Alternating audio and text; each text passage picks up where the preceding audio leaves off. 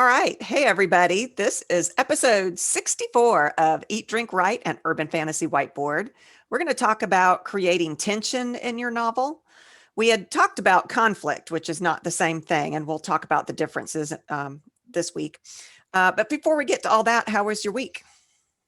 It was good. Exhausting. I have started.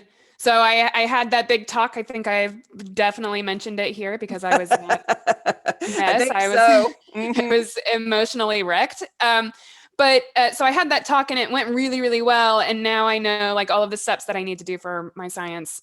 So I'm doing all of those experiments. So I did, one experiment that took 16 hours last week or this week.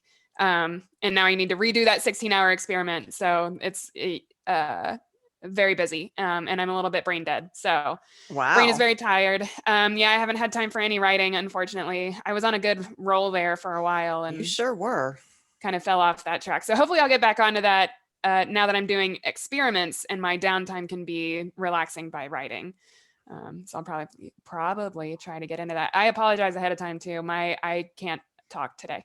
So Well, I apologize ahead of time too. I had my COVID shot today. wow. I'm not having well, when I first got it, I felt nauseous, but that could have been because it was a needle. I don't know that it was the Yeah. injection itself, but my arm is very, very sore. And I always talk with my hands, so this is going to be a painful episode. Oh, did you get it in your right arm? I did because it was a drive-through and Dad Oh, I was see. driving. So he drove. So he got his in his dominant arm because he's left-handed, and I got Yeah. mine in my dominant arm, and I'm right-handed. We should have switched. Right. Yeah. When I got my rabies vaccinations a few years ago, the lady was like, is it cool if I do your left arm? And I was like, yeah, sure. And I didn't even think anything of it. And then my arm was super sore and I was like, oh, most people are right-handed. I'm left-handed. Yeah, So like getting it in my left arm was like normal for her. And I was like, didn't even think about it. And I was like, I yeah, could not do much with my arm. So yeah. Your dad is having no effects at all. His arm isn't even sore. He said good. if it wasn't for the Band-Aid that he still hasn't taken off, um, he wouldn't have even known he had a shot. But mine is a circle about this big around the shot site that is Yeah. sore and achy. And Yeah. I mean, even hurts to move. Although I feel much better now that I took 2 Motrin when we got home. Yeah. Yeah. I hear that's pretty common. So hopefully Yeah. that goes away soon. Yeah. Hopefully I won't feel like I've got the flu tomorrow. I'm tired, but I should be tired because I've been running around. Last week was the chaos court, so I survived that. I slept for 12 hours on Wow. Friday night. I went to bed at 7:30. I said, "I'm sorry. I am Holy cow. exhausted." And I Yeah. slept for 12 hours. And Sunday, I did crafts all day, trying to get all my Etsy stuff up and running. I did a lot of painting and that kind of thing. And then today I was like, okay, I'm going to do court follow up. And then Mike called the health department and they're like, yeah, come on down. And we're like, what? That's awesome. Yeah, I guess I should tell everybody we live in near Atlanta. And so there have been no appointments. As soon as anything opens up, it's sold out, not sold out, but Well, yeah, but filled closed. up. Yeah. And his parents live down in Monticello, Georgia, which is a little teeny tiny town.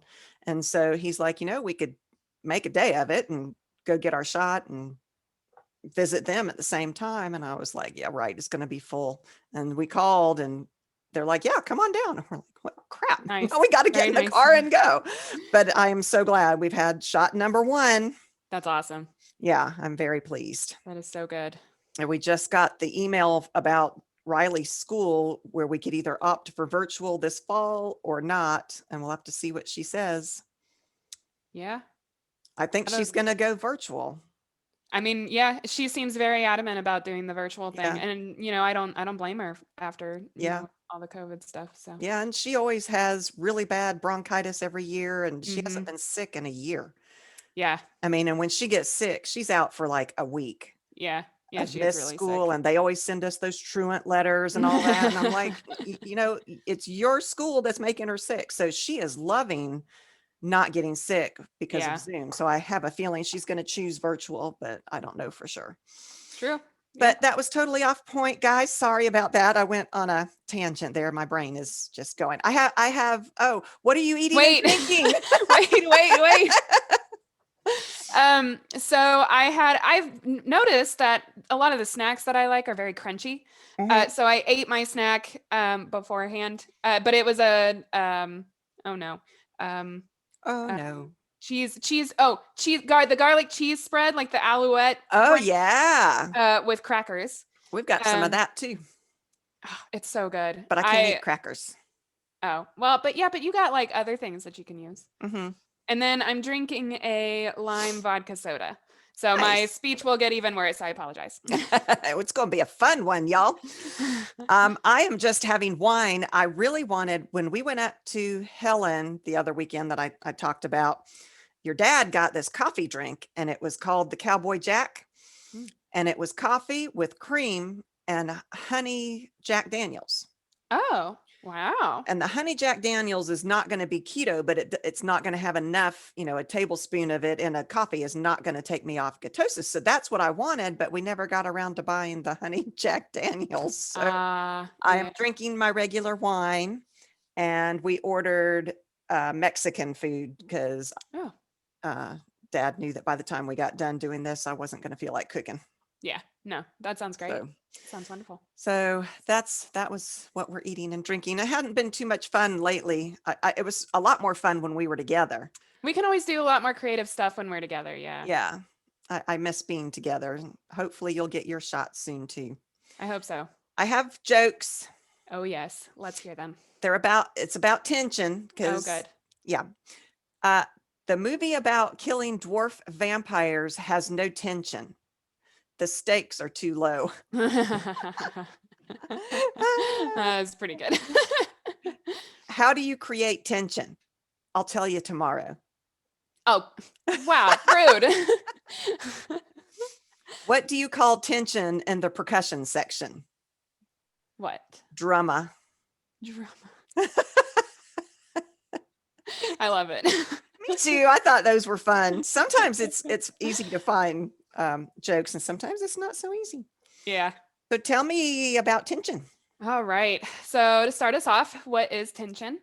So tension is that element in a novel that evokes emotions like worry, anxiety, fear, stress on the part of like both the reader and the characters in your novel. So it applies to both your like main character, your protagonist, your antagonist, as well as your audience.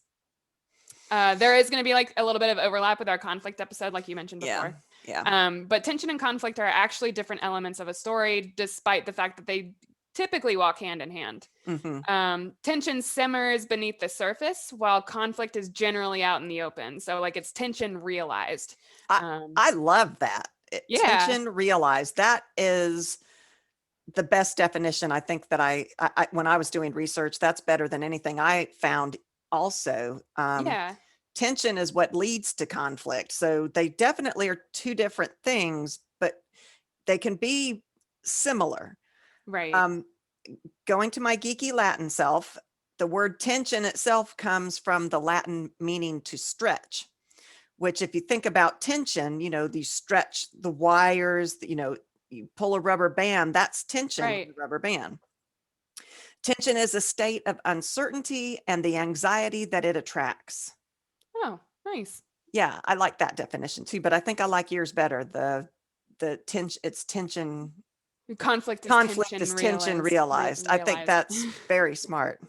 Yeah, no, I love it too. And I think it's a really good point because like conflict is very visible. You see, my character punches the antagonist. That's a Right. conflict. And the tension is what leads up to that Mhm. punch, which Yep. I think is really cool. Me too. Me too. So, why is it important? Why do we care about using tension in our stories? It can be very engaging for your readers and it gets them emotionally invested in the story, which we always want. Mhm. And it gives your readers a sense of anticipation. So, like, they'll want to keep turning pages, they'll buy more of your books, that kind of thing. Yeah, I found a really cool, I guess it's not really a quote, but I found this on a blog and I didn't write down where I got it from, but it's a very well written sentence about why it's so important. It says, it can spellbind your readers and leave them breathless on the edge of their seats and biting their nails in anticipation for what will happen next. That is a lovely sentence. Isn't that beautiful? That's a very beautiful sentence. And it really does capture why tension is so important. You want all those things. You want your reader to be breathless and, on the edge of their seat going, what's going to happen? What's going to happen? Absolutely. Yeah. We ought to start posting like links to the blogs that we use to do this research, because it would be very beneficial for That's a our good listeners to be idea. able to go and look at them. I mean, granted, we use a lot of that information, so a lot of what we say will be in the blog. But it would be really good to, explore those blogs more. Yeah, because a lot of times they go into a whole lot more depth than what we're covering in our podcast episode. Right. And the fact I didn't read the whole blog that quote came from, but the fact that he or she wrote, that's a beautiful sentence to me. Yeah. I really like that. It's very well written. And I'm curious to go and read more by that person. And so it would be helpful to our listeners to be able to go and find these people and go, wow, just like we are. And, like them like we do, and get whatever more out of them than what we can offer here on our little podcast. Yeah, I think that'd be a good idea. I'm sorry I rambled. No, that was fine. It was all very relevant. At least it wasn't a tangent. So that's true. we do that too. That's true. All right. So there are different kinds of tension that you can use in your novel. So like relationship tension. And this is a type of tension that pretty much everyone can relate to, I think. We interact with all kinds of people in our everyday lives. So like, and I'm not just talking about romantic tension, although that is part of this, but like, tensions between friendships. You've got your friendship drama, gossip that goes around, and then of course your romantic relationships. Your frenemies. Yeah, no, exactly. Yeah. And then the point of tension here is between characters, and this is really what's important about this type of tension. So it can be tension between families. Like, it doesn't have to be just two characters. It can be entire families. It can be entire groups of friends. Think about like any TV show that uses gang warfare, it's gang against gang, that kind of thing. Which thing. is a family type thing too. Your dad's watching Sons of Anarchy again. So nice. Speaking of gangs, they are truly a family, and the tension amongst all of them is just, it's crazy. Yeah. That's one that I didn't really want to watch a second time. It was fantastic. Oh. And have you watched it? I have not. I need to. You do. I would watch it the one time, and right now I'm catching parts of it again because your dad's watching it. Right. But anyway, that family point that you made, that is a really good point. Think about, well, young adult for sure, but beyond the young adult, think about a character who might want to do something that the family doesn't approve of, which you do see in young adult. That's, I'm your parents and you can't do whatever. Right. I'm not necessarily talking about that, although that is a great one. But like in Frickin' Fairies, when she gets the sight and she can see the whole Fey world all of a sudden, and before she understands that, she's blurting these things out to her family. Her family thinks that she is crazy, and so they organize an intervention. Poor Beck. Poor Beck. All because she can see the fairies and they can't. And so the family, that tension there is interesting, and to watch the family interact. She's got two sisters, a mom and a dad. The dad is the one who kind of sits back and is like, yeah, you do you. And the mom is all worried, and the sisters are like, oh my God, she's lost her. She's insane. Yeah, what do we do? And so yeah, family tension is a big one. I think so too. I think one of the examples that I saw as I was researching this was the family clashing between the oh my gosh, I'm sorry guys, the families in Romeo and Juliet. So so even like entire group against group also works for tension between characters. Yeah, what's I don't remember, and I'm watching Justified right now. So, thinking of those kind of clans, the different clans warring against each other, and they have for hundreds of years, and one would kill one and then another would kill another. Right. And you've got those tensions. And then of course, the romantic tension that between like Romeo and Juliet. Yeah. Set against the tensions of the two family units. Yeah, definitely. Yeah. Yeah, and then also not just between like large groups, but the tension between your protagonist and antagonist is a huge one. I hear dogs. Yes. I think your dad went to get dinner, so Ah, yeah. But the tension between your protagonist and your antagonist. So your reader is going to be hoping for your main character to be successful in their adventures and everything, but the antagonist is obviously going to get in the way. yeah, I like the relationships between the protagonist and the antagonist that have something deeper. Yeah. Like back to Justified again. I know I talk a lot about whatever I'm watching whenever I Yeah. do these podcasts, but I look at the writing of those shows and they always have something that I can talk about with the topic that we do. Yeah. So in Justified, you have Boyd Crowder and the Marshall guy, the main character. They were friends back in high school, and not just in high school, they went and did mining together after high school. And I think Boyd had saved the Marshall's life at some point. So there is a strong connection. But Yeah. then one went on into criminal activity and the other one became a marshal.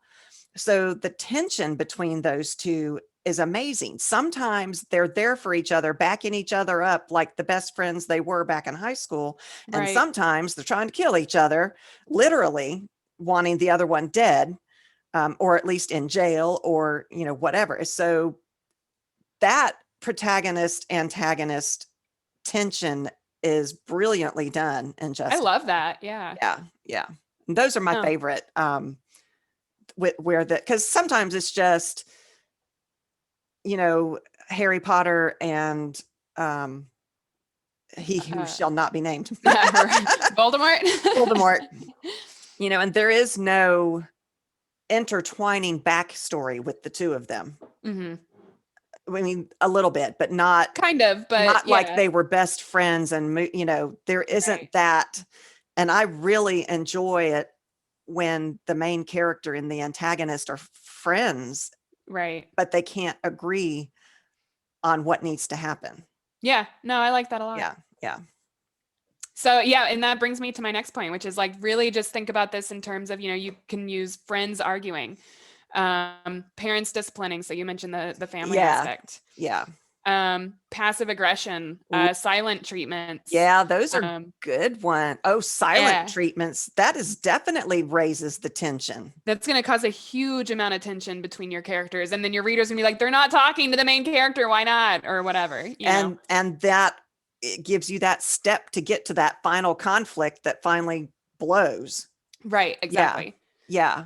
Um, Um, So tension in relationships essentially just helps to make characters feel like real people. And I think that's the oh goal yeah, there. for sure. Everybody has their own point of view of things. And sometimes we assume everybody's agreeing with me because I'm talking and they're not saying anything. And then, Right. the majority of the time they don't, especially we learned that during the political atmosphere that we have in the world right now. People are defriending each other, all kinds of stuff over politics. Right. And it is something that never came out before. And they just assumed everybody agreed with what they agreed with. And Right. Right. that creates tension. I've seen people on Facebook saying, I've lost my family. They won't talk to me anymore. Yeah. So yeah. No. And like you said, that is tension that has occurred in everyday life. Like that Hmm. is, realistic. Hmm. Because if your character moves through their story, never getting into an argument, never butting heads with someone, or having a different opinion from someone else, then that would be very unrealistic. Yeah, I agree. And then you talked about the romantic tension. Oh, right, right. Sexual tension is also a form of that romantic tension. And I think it's a different thing, Yeah. but it's also a tension that I think is huge. Hmm. In my book, Dragon Watchers, that tension between Kada, my main character, and Taryn, it is there from the very beginning. They don't like each other. Yeah. And but there's something there between them. And then this scene, I had to look back and I tried to find this scene because I remember it being the first time where I was like, oh my God, they're going to end up having sex, because that tension was there. And I don't know that you'll get that from this little blurb I'm about to read because it built all along. But this created when I hit this point and this happened, I felt that tension as I was writing it. Water glistened on his chest, droplets following the contours of his abs down to the waist of his pants. My eyes couldn't help but follow. I felt uncomfortably warm for some reason. When he saw me watching, his face stilled and his green eyes darkened.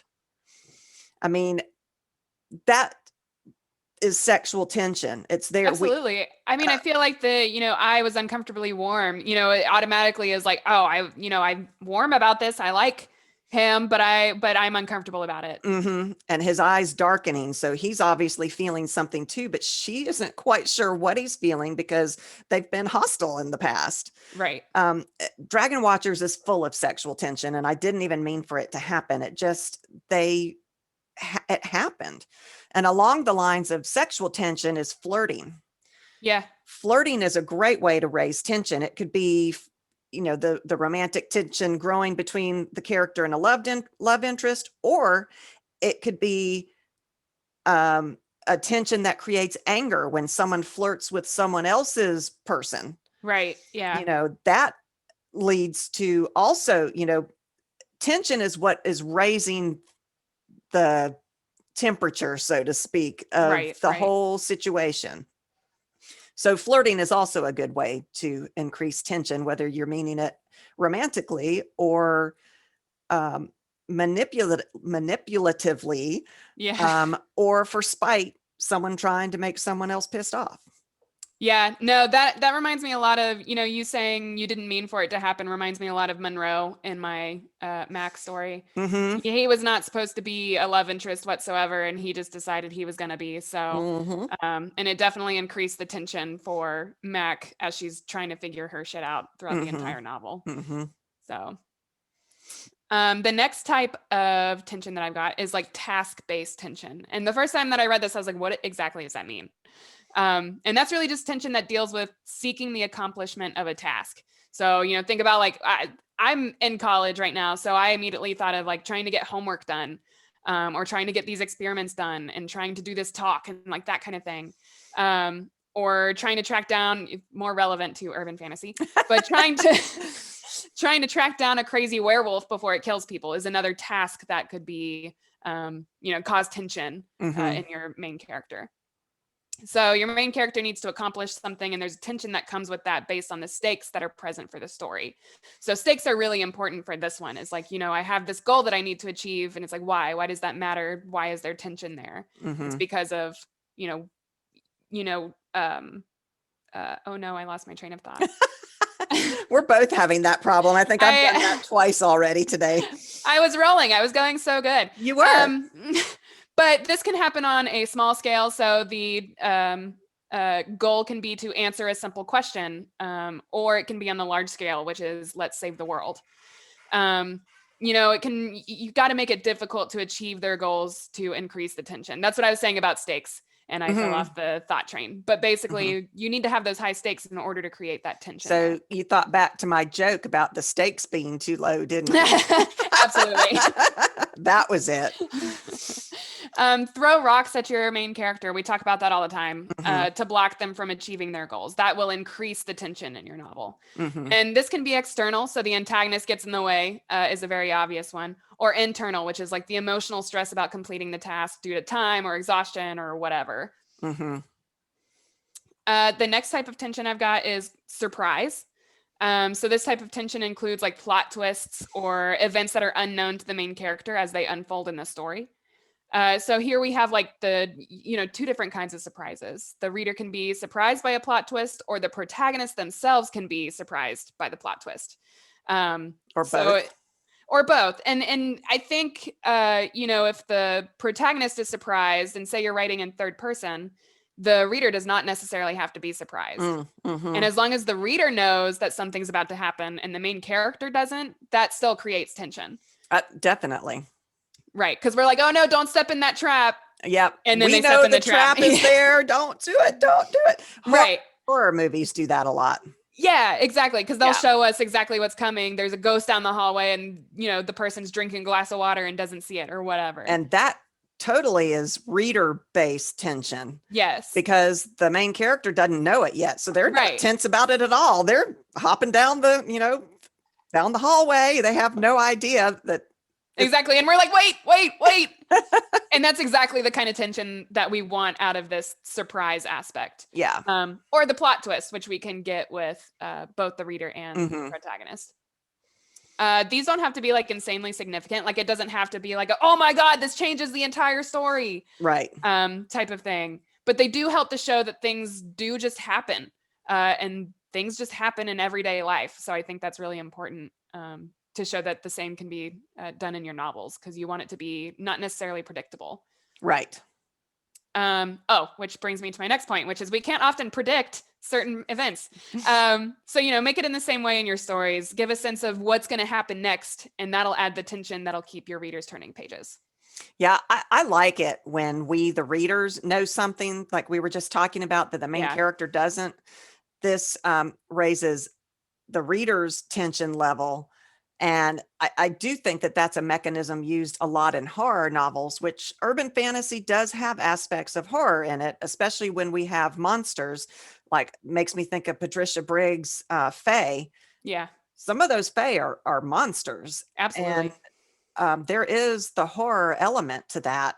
And although is Mercy, is that first person? It is. Okay. So that's different. A lot of times you can't get to that point. So Mercy is first person, but her Alpha and Omega spinoff series is third person. Okay. So she is able to show, that kind of tension as well. Yeah, I think I talk about it later about the first person, third person thing and how that affects the tension building and the way it can happen.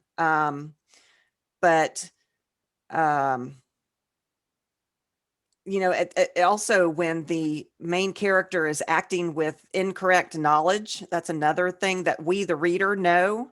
Right. We know it's wrong, and we know exactly what they're thinking when they're walking down that hallway. And we're like, that guy said it, but you had turned your back and you didn't hear it, whatever. Yeah. So yeah, that's, I like that kind. Of course, I like horror novels. Yeah. I'm a big fan. Absolutely. Which actually kind of brings me to mystery. Because there's a lot of mystery in horror, I feel like. But keep your readers out of the know with your story to create tension. So kind of the opposite, actually, of bringing your characters or bringing knowledge to your reader or that kind of thing. The more that you leave up in the air, the more that your reader is probably going to be like, well, why is it this way? What are the characters trying to do? What's the plan? Like that kind of thing. And also keep your characters in the dark also, like we were just talking about. Yeah. Don't you love it when you're in a book and you can't figure out how the character's going to get out of it? Have you read, right now I'm reading still, I know I've said this for the past cajillion episodes, I'm reading the Grave Witch novel. Oh yeah. Yeah. Have you read this last one? No. Okay. Well, there is a point where, as often in she gets herself in these situations where you're looking at it going, how is she going to get out of this? We're in the first third of the book. So clearly she's going to get out of it. She's not going to die here, but how is it? Yeah. And I love it when the reader can't figure it out, and neither can the character. The character has no idea how she's going to get out of it. That is a great example of this mystery type of tension. That is a really good example. I love that because I enjoy that feeling so much of like, oh my gosh, I cannot figure out how it's going to end here. Like how are we going to get through this in order to get to the ending? As writers, we often do figure it out. And so, we'll watch a movie and we're like, oh yeah, it's going to be this, this, and this. True. Because as writers, that's how we would write it. Right. And I love it when a writer is able to make it such that I'm going, what are they going to do? How are they going to do it? Absolutely. Yeah.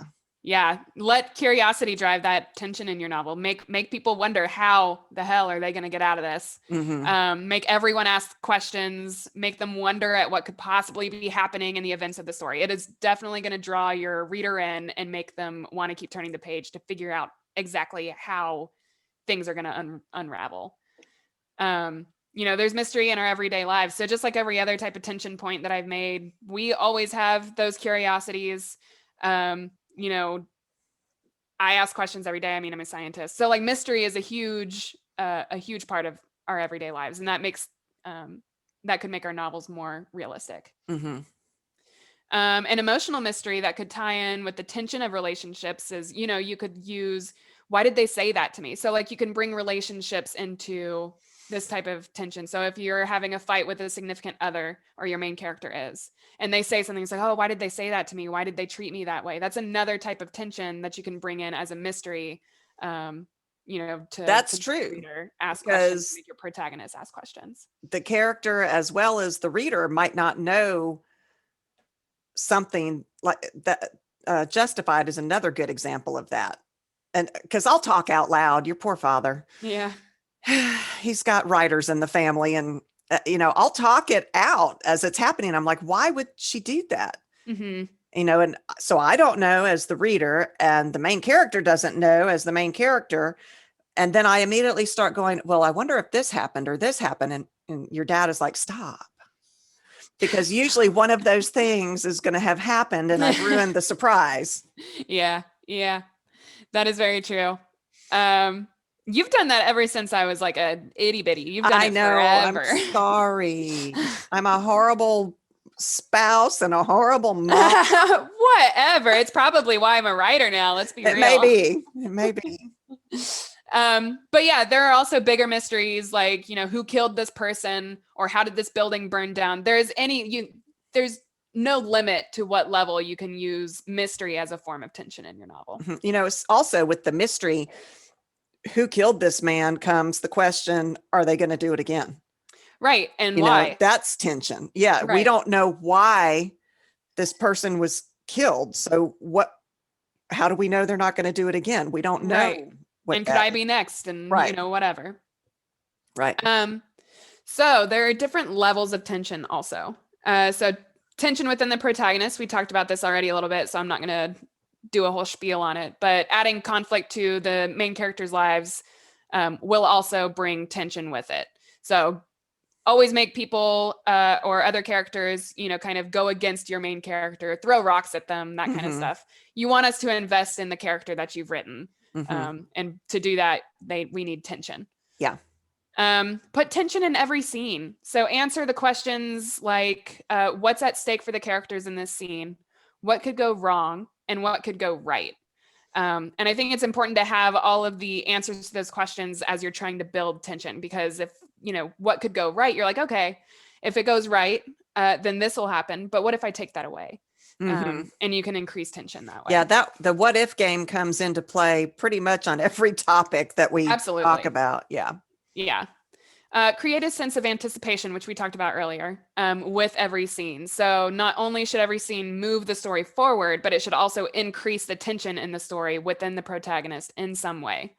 And also, you need to vary the tension levels. I think we've talked about this before. You can't have the same level of conflict, the same level of drama. You've got to vary it to keep your reader going. You've got to give them a down when give them a break. Yeah. Give them a break. Definitely. Yeah. I agree with that, because I think we've talked about the need for like comedic relief, and just like a breather moment, like, oh, okay, that's a lot. I'm still anxious about this thing, but this is funny, so I can focus on that. Yeah. Tension within the overall story. So there should be an element of anticipation in the overall story as a whole too. So I just talked about scenes, and on the scene level, but in the overall story, this will most likely be resolved after the climax. So this will be throughout the entire book. As a note, it could also be throughout an entire series. There for sure. Be a tension arc that goes beyond the first book that's still out there. Yeah. So.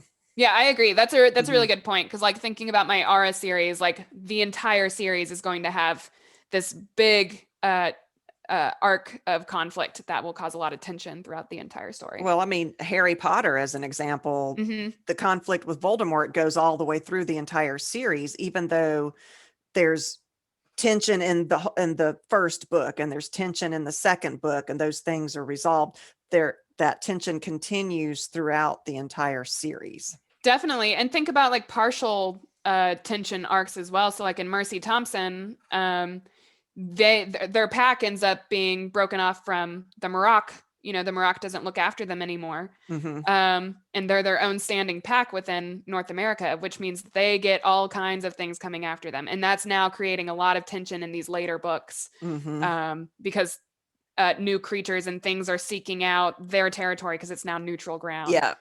So, and that is creating a tension because it's like, oh, what's going to come here next? Yeah, that was very clever of her. Yeah. Super interesting. She's such a good writer. She is. So there are other layers of tension, such as between or within characters that can stretch the entire scope of the story and be resolved towards the end. So just keep in mind what conflicts you want to bring throughout the entire story and what tension that conflict will bring with it. And then tension with the narrator, which I think this is what you were talking about before. So this one won't really apply to every story. It kind of depends on point of view. But this is kind of tension with an unreliable narrator. So you can develop a sense of tension and conflict between the narrator and the reader themselves. Yeah, this is exactly, yes. So are you talking about first person stories? I think it's most applicable with first person stories. Yes. Okay. Because when you're in the head of your main character, you see what they see, and they're going to make mistakes. That is the whole point of a story is making mistakes, having conflict, going through something that is worthy of writing down in a story. So you're going to see what they see. You're going to believe what they believe. And I think that does happen most with first person stories. Okay. Yeah, that I remembered reading your notes and thinking that was, I knew there was a first person question. So you're saying in third person ones, we do trust the narrator more often than not? Not necessarily. I'm going to say here, so I keep thinking of Kresley Kroll's, oh my God, Kresley Kroll's novels. She is very much able to get into the head of her characters despite writing in third person. That's very true. And, I think, while we know that, both characters, so she writes romance. So one chapter is from the woman's point of view, one is from the man's, typically. And so, we know that the woman is thinking, oh my God, well, he hates me. And we're like, well, he probably doesn't. And then we get his point of view and we're like, yeah, he doesn't hate her. He doesn't understand her or whatever. Right. But I think it's still possible to have an unreliable narrator. And how much of that drink have you had? Just like half. I finished mine. My God. Mine's gone. But I still think it's possible to have an unreliable narrator in that situation, but only for like a limited time, if that makes sense. Okay. Or if it doesn't alternate characters, like if you're consistently in third person limited, so you're only on one character or whatever, then you obviously get their thoughts and what they see. And it's up to the writer whether or not they give more omniscient details. That's true. So it depends on how it's written. I think it can definitely be done with third person. I think it's more often seen with first person. Yeah, I think first person is definitely more unreliable. Yeah, I think so too. Because you are so limited. Right. Well, I think a good example is, again, Mercy Thompson. The way that she views Charles, is like, oh, he's this scary dude. He's helped me out, but I'm intimidated by him. And then you look at Charles's point of view in Alpha and Omega, and he's like, yeah, Mercy's like my sister. Yeah. Love her to death. Yeah. Right. Whereas, so she's kind of like not necessarily afraid of him, but she's like cautious of him. And he's like, no, this is my sister. So, I'll protect her or whatever. And she doesn't think that at all. So I think that's a pretty good example of an unreliable narrator. Okay. Good. Very good point. Yeah. So we've talked a lot about types of tension and types or levels of tension and like that kind of things. But what are some techniques that I can use to actually create tension in my novels? So writing shorter sentences is a good one, which reminds me of like fighting.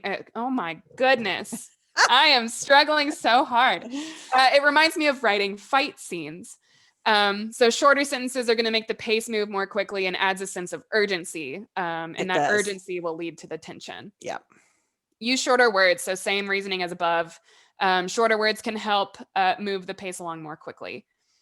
Reveal different tidbits of the story at a time to make your reader curious. This goes into the mystery type of tension. Build it up slowly, keep your cards close to the vest, make Yeah. your readers wonder what the heck is happening in this story. Color code your manuscript. I liked this tip as I was researching. I don't know that I'll actually do it. It sounds like a lot of effort, but if you're like a color coder, then it might be interesting for you. So it will help you to determine if you've packed enough tension in your chapter or a scene or even from the entire novel as a whole. So the basic idea is that you can choose different colors for dialogue, internal thoughts, exposition, whatever you want, as well as tension. Aim to have a relatively equal balance of all those colors. And if you see one color that's predominant over the others, then it might be time to work on your writing and balance those out. That is brilliant. Yeah, I thought it was super neat. It can help you like kind of discover what your pacing is like and what your tension is like if you highlight specifically tense pieces Yeah, of I am prose. so color coordinated. I mean, my calendars are color coordinated. Everything is color for me. I'm a very visual person. Yeah. So that is a really good idea. I just don't, like you said, that sounds like a lot of effort. It sounds like effort, except I like that they added, you don't have to do it for the whole book. Like you can do it for just a scene. If That's you're true. curious about a scene, like That's true. highlight the tension that you've put into this scene. That's a good idea. Yeah. And then, so where are the sources of this tension? What is that spark that sets off this tension? Mm-hmm. So for like sexual tension, is it a smell? Is it a look? Like Taryn, the darkening of his eyes. Generally, that's used to indicate arousal of some kind. What is it that makes that spark that starts that tension? What makes the character and the reader catch their breath? Yeah. Anger. Anger is a good one. It's everybody has felt the heat of anger. We talk about the heat of anger. We've all felt that flush that we get when we get mad. Yeah. That's the spark. That is the source. What is the source actually that sparks that makes that simmering heat there ready to blow? Yeah. It could be something as simple as a look. Think of a mocking eyebrow raised, that could be enough. You can feel that heat. She turned the flirting example I used before. She's flirting with him and she turns and she raises her eyebrows at the girl going, ha, ha, ha. Right. That look can be a source of the tension. Feelings that you can use that might lead to the anger, that tension: frustration, pain, jealousy, embarrassment, feeling powerless, being bullied or intimidated, Yeah. being rejected, worry. All of those things you can use in your writing to spark that anger, that increases that tension. Yeah. Fear is another big one. What is it that starts that fear, that rush of, oh no, look for that moment of when the realization hits that doom is coming and there's nothing you can do about it. Right. You have the fight mechanism, you've got the flight mechanism, the freeze mechanism. I think I'm more of one of those freezing persons. I'm just, Yeah. what do I do? When you're writing, looking for tension, think about all of these things. Shock. This is that surprise one that you were talking about. What gives that shock factor? Think of things that create that shock. I like to end chapters with that kind of thing. I'm a big that's one of my big things, is ending a chapter that way. It's unexpected. I reveal something unexpected, and that creates tension, and the reader is going to turn the page to find out what the heck just happened. Do you remember the part in the sixth Mercy Thompson book? It's not a huge spoiler, but where she gets pushed off the cliff. And I remember sitting up and going, "Oh my God, what just happened? I have to keep reading." Yep, absolutely. That kind of thing, that shock, that, Yes. and was that not tension that was created in you, the reader? It is one of the very few times that I have ever gasped out loud at a book. Like I enjoy like the shock. I get shocked by other things too, but like the audible gasp that came out of me from that book was very good. Karen Monning's that way too. There are moments when I put the book down and go, "Oh my God," out loud. Same. Yeah. Well, and then I was reading one of her books, and I was like, "Oh, okay, I've got so many pages left at the end of this book. I've got time." And I flipped the page, and it was the end of the book, and the rest of those pages were the glossary. And I was like, "No." And I was so upset because the way she ended it, I was like, "No, I need more." And then I was like, "Wait a year for the next one to come out."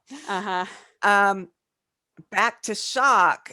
There is emotional shock, like death can lead to it, breakup, the breakup of, a couple, losing a kid in a store. I remember you and Courtney.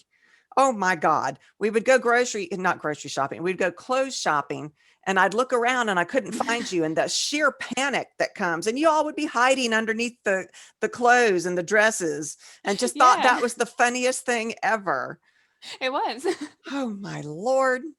There's physical shock, like a traumatic injury, betrayal. That is a great way to increase that to start that spark of tension. Right. Culture shock. Kada, she starts here in Atlanta and ends up in this whole other world. And she takes her preconceived notions of Earth to this foreign world and is often shocked by the reality of of their culture. Yeah. She makes these assumptions because here in the United States, or here in the world and Earth, we do things this way. Right. And that's not at all how things are on this foreign land, this fantasy world. But I think there's so much more to talk about. I think we've gone long, but we could do more episodes that go into detail on all these things. I think we could do a whole episode on fear. Yeah. I think that would be a good one, or anger. So I guess let us know what you think if you want to hear that. I would like to talk about it. I like to talk about everything. Absolutely. So that's all I got. All right. I have an interview question, and we can do it pretty quick. What type of tension do you employ most in your novels? Like which type of tension is most prevalent, I suppose? I think sexual tension makes its way in, even though they're not romances. That tension, even in frickin' Fairies, which is not a romance at all. There's no sex or anything like that yet. And but that tension is there. I do enjoy writing that sexual tension. Yeah. I think mine is mystery. I think I try to bring in the mystery of things. Why? And then also relationship tension, though. I like to play with all the relationships of my main characters, with their friends and their families and like that kind of thing. So it might actually be. I like the shock one too. I use that tool a lot at the end of chapters. I love that cliffhanger, that feeling. Yeah, absolutely. And then I also have a sentence for our listeners if they want to do our sentence challenge. And this week's is: "The rope lost its tension in my grip." Ooh, good one. Yeah. So. And we have gotten some. Good. From Jen. So at some point we are going to compile these and read them. I think we've both been very stressed and pushed for time. So. Yeah, I need to make time to write, because that is obviously, I wouldn't be doing this podcast if it wasn't important to me, and I just have not written in forever. I'm just so thrilled to death I'm actually able to read for a change. Yeah. Yeah. But thank you all for listening. Thank you, Deanna and Jen, for sure, our patrons. Yes. Thank you so much. Come check us out at our website, eatdrinkwrightpodcast.com.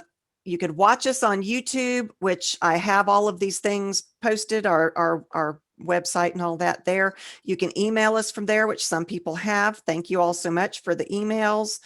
Let us know topic ideas. I always forget. I never write down the outro.